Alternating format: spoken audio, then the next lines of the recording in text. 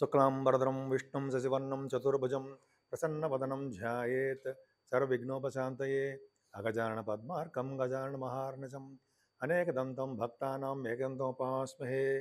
నా హృదయపూర్వక నమస్కారాలు. ఇప్పుడు మనం జనవరి నుంచి డిసెంబర్ వరకు కూడా మనం ప్రతి రాశికి ఏ ఏ రాశుల వాళ్ళకి ఎలా ఉండబోతుందో సంవత్సరం మొత్తం కూడా తెలుసుకోబోతున్నాం.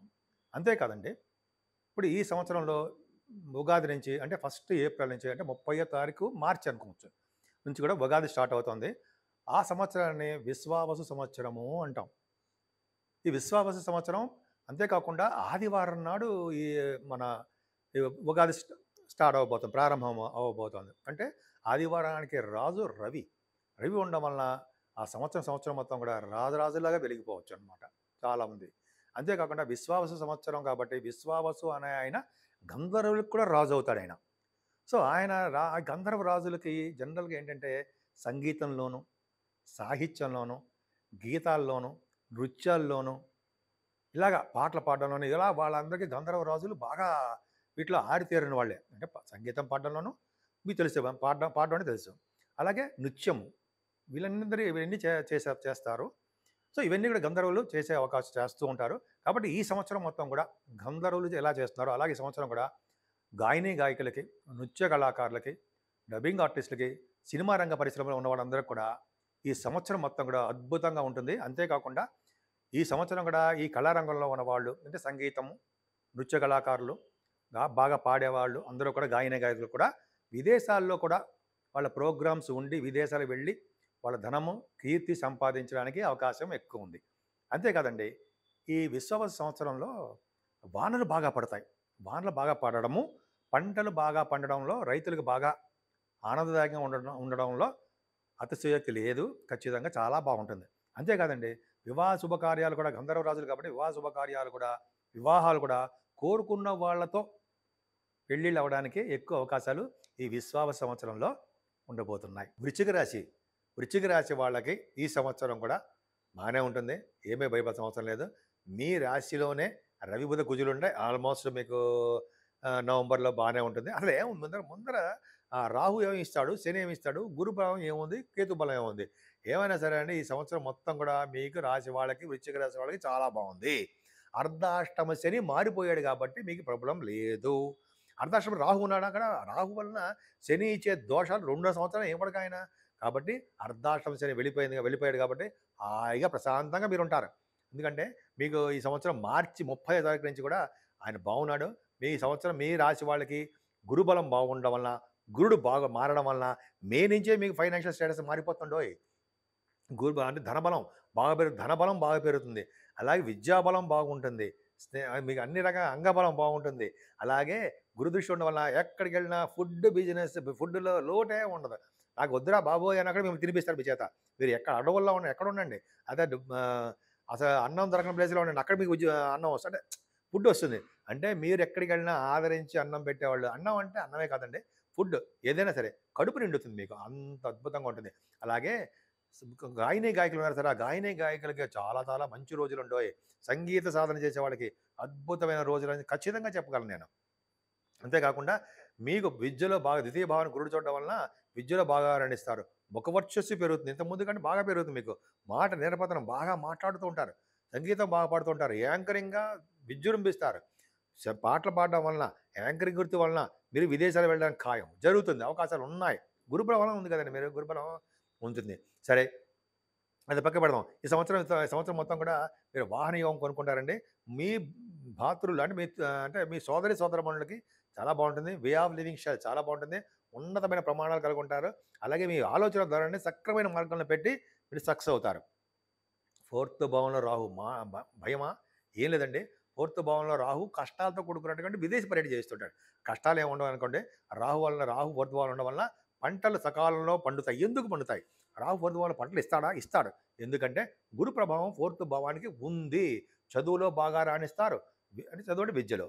అలాగే మేము తల్లిగారికి ఆరోగ్య పరిస్థితి, ఆర్థిక పరిస్థితి చాలా బాగుంటుంది. ఇంత ముందులా కాదు. మెడిసిన్స్ తక్కువ వాడవలసి వస్తుంది. అంతేకాకుండా మీరు ఎక్కడికన్నా సుఖపడే తత్వం ఉంటుంది. విదేశాలకు వెళ్తారు, చదువులో రాణిస్తారు. ఇందాక వ్యవసాయదారులు అన్నారు జరా, పంటలో విజయం సాధిస్తారు, ధనం సంపాదిస్తారు, సకాలంలో వర్షాలు కురుస్తాయి. వర్షాలు కురవడం వలన పంటలు పండుతాయి. పంటలు పండడం వలన వ్యవసాయదారులకి వాళ్ళ ఫేస్‌లో ఆనందం ఉంటుంది. ధనం సక్రమంగా వస్తుందంటే సందేహం ఏమి లేదు. పంచమ స్థానంలో శని. పంచమ స్థానంలో శని ఉన్నాడంటే ఏం చేస్తాడంటే, పుత్రిక సంతాన యోగం కలిగిస్తాడు. అలాగే సినిమా రంగంలో ఉన్న వాళ్ళకి, టెలివిజన్ రంగంలో ఉన్న వాళ్ళకి కొద్దిగా వాళ్ళ యొక్క డెవలప్‌మెంట్స్ స్లో అయిపోతూ ఉంటాయండోయ్. ఈ వృశ్చిక రాశి వాళ్ళకి కొద్దిగా స్లోగా ఉంటుంది. అలాగే స్టాక్ మార్కెట్‌లో కూడా మీకు లాసులు రావడానికి అవకాశాలు కొద్దిగా జాగ్రత్తగా ఉండాల్సిందే శని ప్రభావం వలన. కానీ నీటి గండం కూడా ఉండడానికి అవకాశాలు మీ సంతానానికి మీకు కూడా ఉన్నాయి. కొద్దిగా నీటి దగ్గరికి వెళ్ళకండి. సముద్రం గాని, లేకపోతే నదీ ప్రవాహానికి ఎదురెళ్ళడం అవన్నీ చేయకండి. సప్తమ భావాన్ని చూసినా సరే వివాహ శుభకార్యాలు ఈ సంవత్సరం మొత్తం కూడా బాగున్నా, మీకు దగ్గరకొచ్చే సంబంధాలు లేట్ అయిపోతూ ఉంటాయండోయ్. ఆలస్యం అవుతూ ఉంటాయి. సంబంధాలు లేట్ అయిపోవడము, మీ బిజినెస్ పార్ట్నర్స్ మధ్యలో మీకు కొద్దిగా ప్రాబ్లమ్స్ రావడము, అంటే మనస్పర్ధలు రావడం జరుగుతుంది. అలాగే భార్యాభర్తల విషయంలో కూడా కొద్దిగా ప్రాబ్లమ్స్ రావడానికే అవకాశం ఉంది. సరే అండి, అష్టమ స్థానంలో గురుడు మంచివాడా? ఎందుకంటే మంచివాడు కాదు. మీకు second house lord and fifth house lord అష్టమ స్థానంలోకి వెళ్ళిపోయాడు. కానీ అష్టమ స్థానానికి వెళ్ళిపోతే వివాహాలు శుభకార్యాలు చేస్తాడుండోయ్. హెల్త్ ప్రాబ్లమ్స్ విపరీతంగా ఉంటాయా? ఏమి ఉండవండి. అది అప్పుడప్పుడు కొద్దిగా హెల్త్ ప్రాబ్లమ్స్ వస్తూ ఉంటాయి తప్ప ఏమి భయపడాల్సిన అవసరం ఏమీ లేదు. అంటే అష్టమ స్థానంలో గురుడు ఉండడం వల్ల చిన్న ప్రాబ్లమ్స్ ఉంటాయి తప్ప మీరేమీ అంతగా ఆలోచించాల్సిన విషయం ఏం లేదండి. భాగ్యస్థానంలోకి గురుడు వస్తున్నాడు.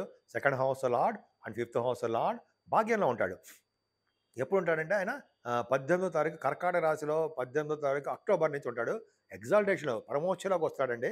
అలాగే రిట్రోగేషన్‌లో కూడా ఉంటాడు. అంటే అక్టోబర్, నవంబర్, డిసెంబర్ నెలల్లో కూడా మీకు గురుడు ప్రభావం భాగ్యస్థానానికి బాగుంది.